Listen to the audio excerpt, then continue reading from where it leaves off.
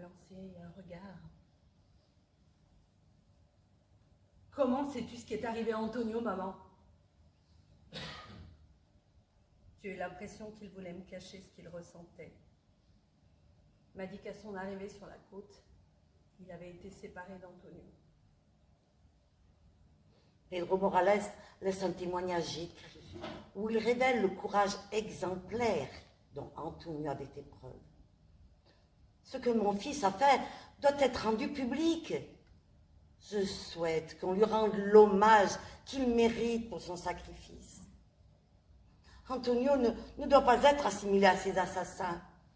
Mon fils est parmi ceux qui ont eu le courage de dire non à la dictature. Pedro se sentait coupable. Il avait peur. Mais pas peur des terroristes, non. Peur de quelque chose qui devait rester secret. Il m'a lancé un regard terrible. J'ai compris que je ne devais plus jamais en parler. Malgré mes prières, Pedro s'est suicidé. Mon pauvre fils. Il a laissé une lettre dans laquelle il a avoué qu'il avait participé à la torture pendant des années. Mais c'était ça où on allait lui tirer dessus. Et il ne voulait pas que je souffre. Un juge vient d'ordonner l'exhumation des restes d'Antonio pour chercher une preuve qu'il a bien été exécuté. Rien, non, rien ne me rendra mon fils. Mais grâce au témoignage de Pedro, et si les investigations démontrent qu'il a bien été exécuté, son courage devra servir d'exemple et s'inscrire dans l'histoire. Chaque jour et dès qu'il le pouvait, Pedro transmettait des informations aux organisations qui se battaient pour les droits humains. Des informations sur ce qui se passait dans les centres de torture. Il se sentait coupable. Il avait honte. Honte de ne pas avoir résisté.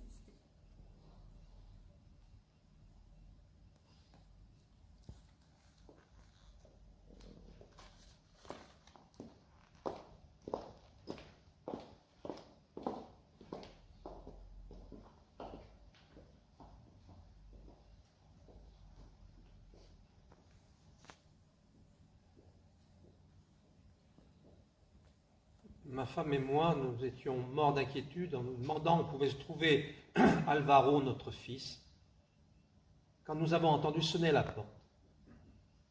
Je suis allé ouvrir. Il n'y avait personne. Et j'ai vu une lettre que quelqu'un avait glissée sous la porte. Elle disait que je devais aller à la librairie qui se trouve en face de l'hôtel de ville, prétextant que j'avais besoin d'un livre rare. J'y suis donc allé à l'heure indiquée, mais au bout d'un moment, comme personne ne venait, je me suis assis à l'extérieur, faisant semblant de lire mon journal. Et c'est là qu'un jeune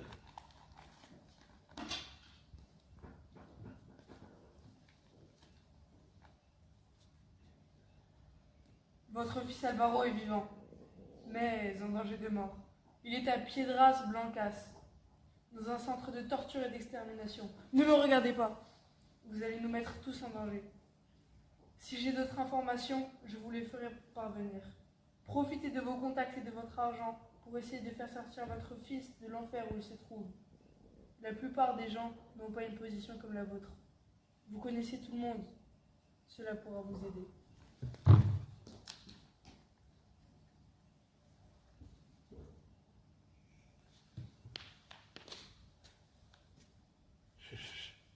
Je ne sais pas comment j'ai fait, mais j'ai réussi à rester calme.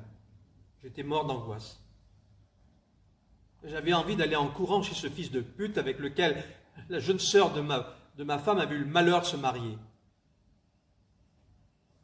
Ma femme a dû se résigner à appeler sa sœur pour la prier de dire à son mari que nous voulions le voir, que c'était urgent. Alvaro est tout pour ma femme. Pour moi aussi, d'ailleurs. Mais je suis plus fort qu'elle.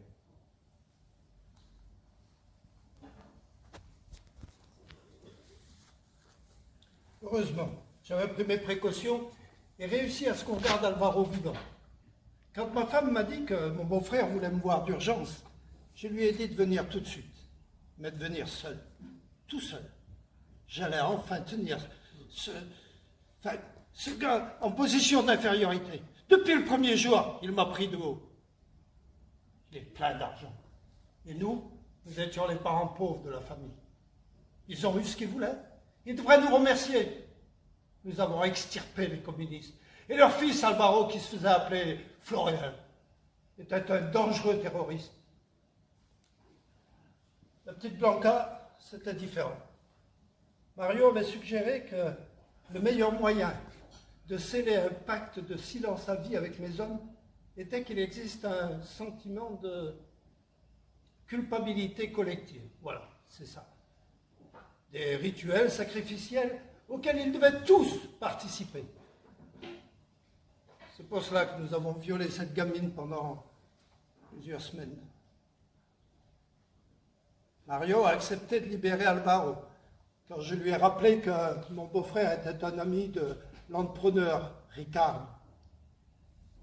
Et après, il m'a dit qu'il fallait aussi libérer cette petite Blanca. Nous avons dû attendre plus d'1 mois pour qu'elle soit présentable. Son témoignage à charge sera très difficile à nier. Elle a été arrêtée dans son lycée devant des dizaines de témoins. Nous n'avions pas encore à l'époque de vraies méthodes pour faire disparaître les gens.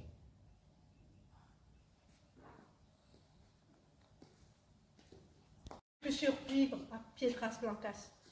Et pourtant, le jour où l'on m'a dit que j'étais libre, j'ai été prise d'une panique d'une nature presque pire que celle de devoir retourner à la torture. On m'avait tout pris. Je me sentais vide, morte en dedans. Je ne voulais pas rencontrer les personnes que je connaissais avant d'être arrêtée.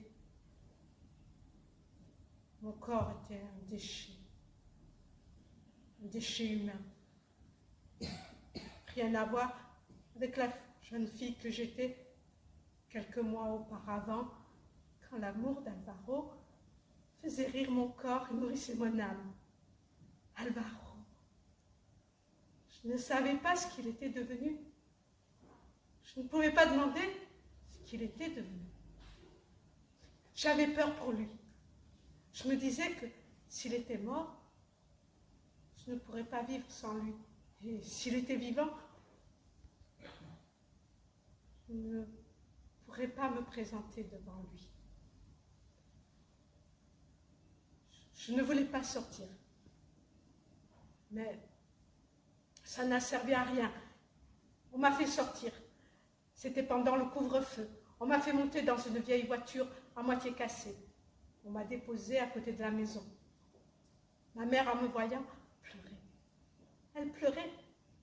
Elle m'a dit que je devais quitter le Chili. Je devais partir en exil en France, où un monsieur appelé Oscar viendrait m'entendre à l'aéroport de Paris avec d'autres personnes. Oscar était sergent dans la marine. Son supérieur était la capitaine Juana Retamales, une fasciste, comme la majorité d'entre eux. Mais dans la marine, il était interdit de faire de la politique et, bien avant le 11 septembre, il était évident que le coup d'État se préparait et que chacun de nous devrait choisir son camp. Oscar avait choisi le sien depuis longtemps. Il disait toujours, pour un Yankee heureux, il y a 4 Sud-Américains qui meurent de faim. Oscar a été accusé de coller des affiches de propagande en faveur de la gauche et on l'a exclu de la marine 1 an avant le coup d'État. Il a été l'un des premiers exilés en France et j'ai été le premier torturé dont Oscar s'est occupé. J'étais comme un mort-vivant, je boitais, j'avais des cicatrices, des dents cassées, des pelats de cuir chevelu, je mangeais vite, j'avais peur comme vol l'assiette. Je me réveillais la nuit en criant, je cherchais Blanca. Je savais qu'elle était dans la même chambre de torture que moi et j'ignorais si elle était toujours en vie. Oscar ne m'avait rien dit. Il m'avait juste demandé de l'accompagner à l'aéroport. Au début, Blanca ne m'a pas reconnu. Quand je suis descendue de l'avion, un groupe de personnes attendait les exilés. De ce groupe de personnes, un homme s'est avancé vers moi. Au début, je ne l'ai pas reconnu. Il marchait avec difficulté et c'est alors qu'il m'a dit: Est-ce que tu me laisses te prendre dans mes bras, ma petite femme? Et on se regardait, on riait, et on pleurait tout en même temps.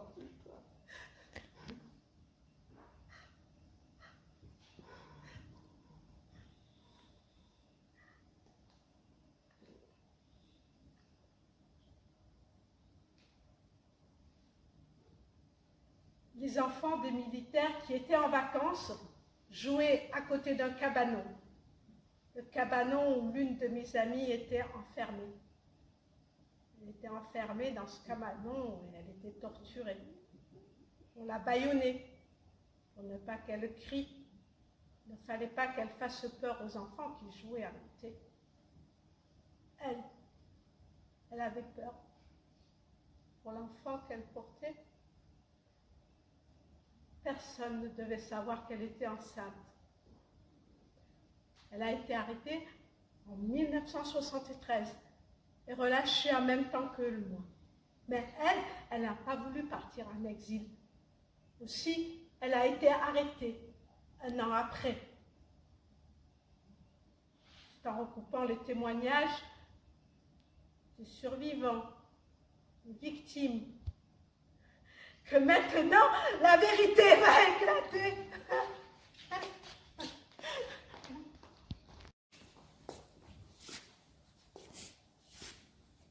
Je ne sais pas pourquoi ces gens-là ont tant de haine. Il se peut qu'ils manquent de religion.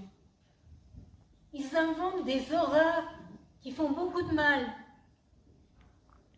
Ils ne savent pas ce qu'ils font.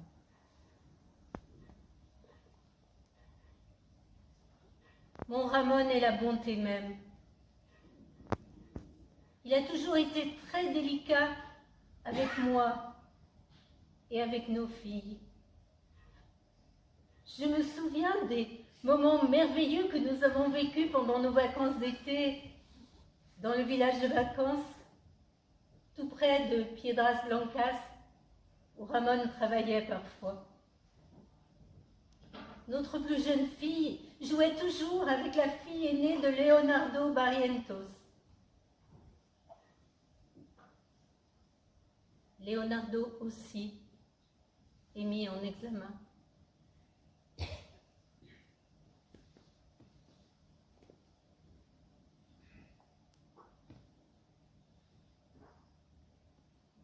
Au lieu qu'elle ne l'apprenne jamais.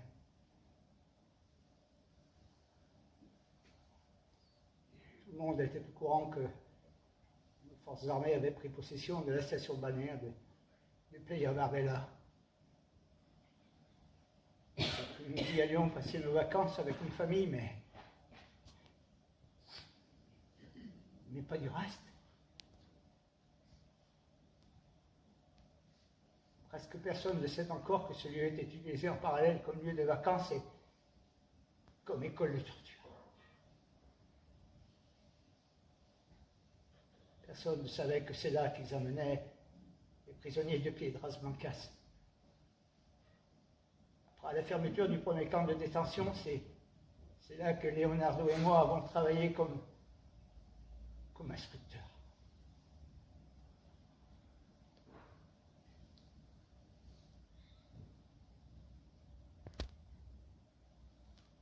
Ramon est un bon chrétien.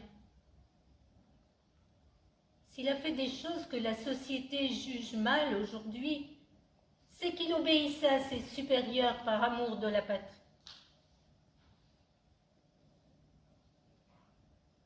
Après le coup d'État, Ramon a été mobilisé pendant des mois. C'est lors d'une de nos rencontres qu'il m'a dit qu'il était monté en grade, que son salaire avait beaucoup augmenté et qu'il voulait qu'on se marie le plus vite possible. Quand je suis arrivée à l'église au bras de mon père, tout le monde était là, même le général. Mais lors de la nuit de noces, rien ne se passa comme je l'espérais.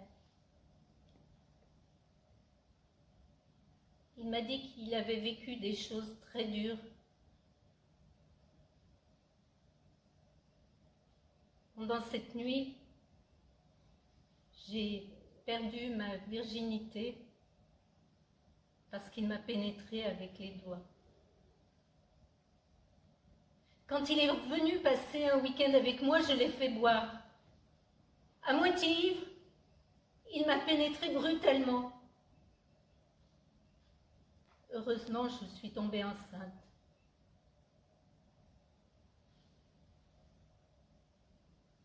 Pour Ramon, faire l'amour a toujours été une douleur. Comment pourrait-il être un violeur?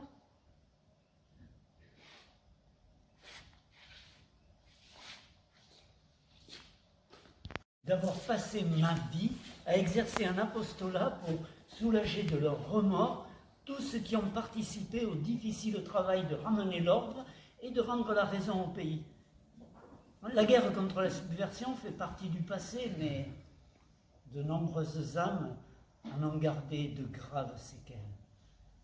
Nous étions au bord de nous voir imposer la dictature du prolétariat.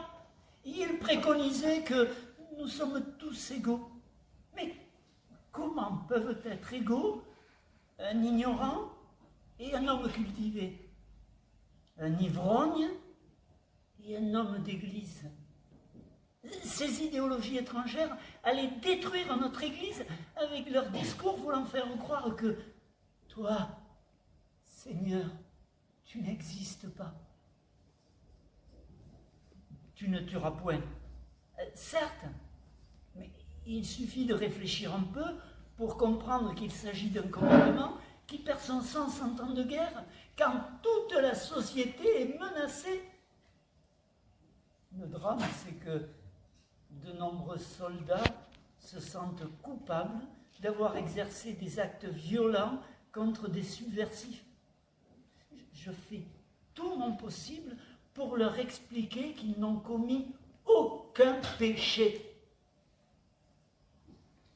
J'ai été le confesseur de Ramon depuis son arrivée à l'école militaire. Il était un jeune courageux, sain, viril, fort, un soldat exemplaire. Il a été amené à participer aux interrogatoires de subversifs qu'il fallait faire parler coûte que coûte. La nature de Ramon a été polluée par ce travail. Le malheureux passe son temps à chercher des femmes à violenter pour répéter la seule chose qui le calme. J'ai de la peine pour ce garçon. Les faits qu'il m'avouait étaient si nombreux et si sordides que pour ne pas me tromper, je me suis mis à tout noter. Mais grâce à Dieu, j'ai compris très vite que je devais tout faire disparaître lorsque les enquêtes et les jugements ont commencé.